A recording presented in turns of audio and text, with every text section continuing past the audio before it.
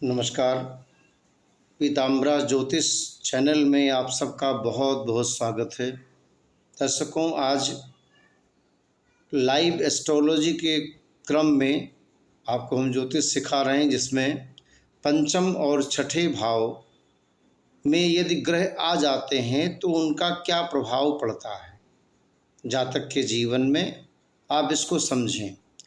पंचम भाव जो संतान भाव है, छठा भाव जो शत्रु भाव है, तो संतान भाव का कारक गुरु होता है और छठे भाव का कारक शनि भी है, मंगल भी है। तो पंचम और छठे भाव में यदि और ग्रह आ जाएं तो क्या प्रभाव होगा। पंचम भाव में यदि सूर्य आ जाए तो बाल्यावस्था में दुख मिलता है। पंचम भाव उदर का भाव है। पांचवा स्थान शिक्षा का है। पांचवा घर से हम देखते हैं कि कितनी शिक्षा है, कितना इसका स्वास्थ्य भी देखा जाता है। पंचम भाव से बहुत चीज़ें देखी जाती हैं, लगभग 150 से अधिक।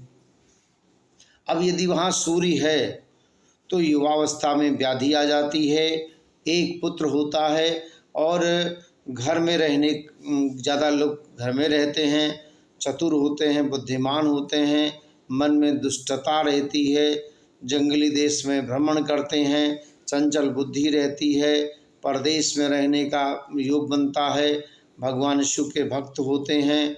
तो ये अगर पंचम भाव में सूर्य है तो चंद्रमा है तो अनेकों प्रकार के सुख भोगने को मिलता है। चंद्रमा क्षीण है तो शत्रु क्षेत्री है तो सुख कम मिलता है। अगर चंद्रमा उत्तम है तो पुत्र आदि का सुख मिलता है और मंत्री बनने का योग बनता है। कन्या बहुत विनयशील होती है। और पंचम भाव में यदि मंगल है तो पुत्र रहित। मंगल और शनि पंचम भाव में संतान की हानि करते हैं और पाप में मन में पाप हो जाता है। पर मंगल के पंचम रहने पर शरीर मलिन होता है। ऐसे लोगों के उदर में बात पचती नहीं है और थोड़ा बोलने वाला, कफ रोगी, पेट का रोग और वात रोग आदि होते हैं।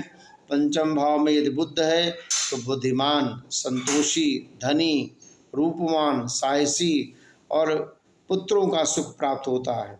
पंचम भाव में गुरु होने पर श्रेष्ठता, अनेक शास्त्र में बुद्धि, योग्यता, सबका प्रिय, पुत्रवान, बुद्धिमान, पंडित, पुत्र पौत्र युक्त होता है।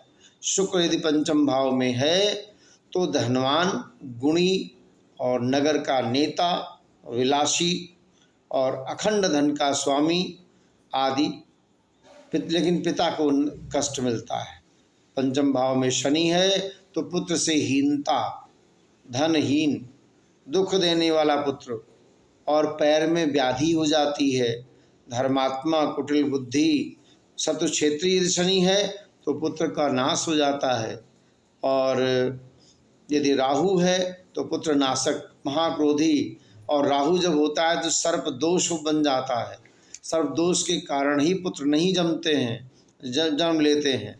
संतान रहित और नाक से बात करता है। यदि राहु पंचम में है तो ऐसे लोग नाक से बात करते हैं। कठोर हृदय। पंचम में यदि केतु है तो भाइयों में आपस में लड़ाई होती है। वायु के कोप के कारण कष्ट होता है और थोड़े पुत्र वाले, अनेक प्रकार से बल से परिपूर्ण, संतानहीन, पेट में रोग, खल प्रकृति, पिशाच पीड़ा आदि होती है। अब छठे भाव की बात करें। छठे भाव में यदि ग्रहों का फल क्या होगा। सूर्य यदि है तो योगाभ्यासी, ऐसे लोग योग करते हैं, बुद्धिमान होते हैं, स्वजाति को आनंद देने वाले, गृहस्थ पालन करने वाले होते हैं। घर में बहुत सारे बैल होते हैं। पहले ज़माने में जिसके पास में गोधन अधिक होता था वही धनवान होता था। तो बैल होने का मतलब चतुष्पाद, 4 पैर वाले। आजकल वाहन होता है, लेकिन कान, वाणी, दांत, नाखून, इनमें व्रण होता है। छठे भाव में यदि चंद्रमा है तो क्षीण चंद्रमा है तो नाश कर देता है। और यदि चंद्रमा पूर्ण का है तो अनेकों सुख देता है। शास्त्र कहते हैं कि दीर्घायु, कठोर, दुष्टचित्त, क्रोधवान, बहुत शत्रु वाला हो जाता चंद्रमा यदि है।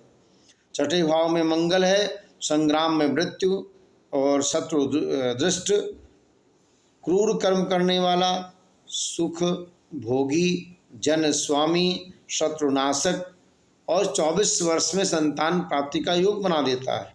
छठे भाव में बुध है, वक्री है, शत्रु क्षेत्री यदि है तो शत्रु से भय, शुभप्रद, शत्रुनाशक, आलसी, दुष्ट स्वभाव होता है। और यदि वो 37 वर्ष में बहुत बड़ा कष्ट देता है, लोगों से कलह कराता है बुध। छठे भाव में गुरु है, हाथी घोड़ा युक्त, दुर्बल अंग, मधुमेह की संभावना बढ़ जाती है, व्याधि कई आती है, मंत्राविचार में चतुर होता है, 40 वर्ष में बहुत सारे शत्रु बन जाते हैं। शुक्र यदि छठे भाव में है तो अस्त है तो दुष्ट कुल में जन्म लेता है लेकिन पंडित हो जाता है। उच्च का है तो शत्रु को जीत लेता है, सुख पाने वाला और दयाहीन, रोगी, दुखी, मामा कन्या, मामाओं को कन्या ज़्यादा होती है। 21 वर्ष में शस्त्र कोई घात होता है। छठे भाव में शनि है, नीच का है, कुल शत्रु क्षेत्री है तो कुल का क्षय करने वाला। यदि वो उच्च का है तो स्वग्रही है, शत्रुओं को मारने वाला होता है। तो ये बहुत सारी चीज़ें हैं, इनको जब आप समझेंगे, धन कामनाओं की सिद्धि को प्राप्त करता है। राहु यदि छठे भाव में शत्रु का नाश करता है और साथ ही साथ पुत्र भोग, धन पुत्र भोग की प्राप्ति भी कराता है, लेकिन गुदा में रोक देता है, बड़ा बलवान जीवन देता है, मलेक्ष राजाओं से युति हो जाती है, धन प्राप्त होता है, यानी नीच जनों से धन प्राप्ति कराता है राहु। और केतु यदि छठे भाव में है तो मामा द्वारा धन हानि, बैरियों का नाश, नीच प्रकृति और शत्रु से जय मिल जाती है, बहुत आहार करने वाला होता है। ये हमने आपको बहुत छोटे छोटे बताया है, एक एक विषय को हम लेंगे तो बहुत लंबा है। एक एक राशि में 12 राशियां हैं और छठे भाव या पंचम भाव में 12 राशियां आएंगी, तो राशियां हैं और 9 ग्रह हैं, तो बहुत लंबा विषय हो जाएगा। हमने बहुत अल्प लिया है, ये आप पहले थोड़ा थोड़ा जानें, फिर बाद में हम इसको और विस्तार में व्याख्या करेंगे। जय श्री राम।